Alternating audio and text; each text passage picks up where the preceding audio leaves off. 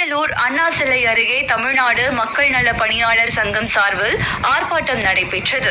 இந்த ஆர்ப்பாட்டத்தில் ஏராளமானோர் கலந்து கொண்டு பணி ஓய்வு பெற்ற பணியாளர்களுக்கு ரூபாய் 5 லட்சம் குடும்ப நிவாரண நிதியும் அவர்களின் வாரிசுக்கு வேலை வழங்க வேண்டும் உள்ளிட்ட பல்வேறு கோரிக்கைகளை வலியுறுத்தி கண்டன கோஷங்களை எழுப்பினர்.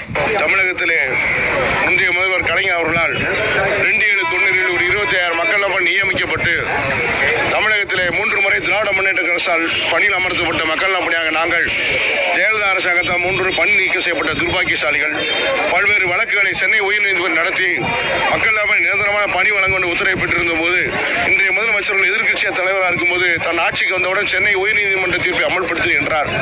இன்று செல்வி ஜெயலலிதா அம்மையாரால் 3 தடவை பணி நீக்கம் செய்யப்பட்டு 13 ஆண்டுகளை கடந்த துக்க நாள் துயர் நாள் அதை நினைவூட்டியும் எங்கள் வாழ்க்கையை பாதிக்கப்பட்டிருக்கிறோம் மீண்டும் பணி வழங்க கோரி தேர்தல் அறிக்கையில் சொன்னபடி மக்கள் நாப்படியாக சென்னை உயர்நீதிமன்ற தீர்ப்பை அமல்படுத்தி வாழ்க்கை வாழ வைக்க வேண்டும். இறந்து போன பணியாளர் குடும்பங்களுக்கும் ஓய்வற்ற பணியாளருக்கும் தேர்தல் அறிக்கையில் சொன்னபடி 5 லட்சம் ரூபாய் நிதி உதவியும் வாரிசுகளுக்கு வேலை வழங்க வேண்டுகிறோம்.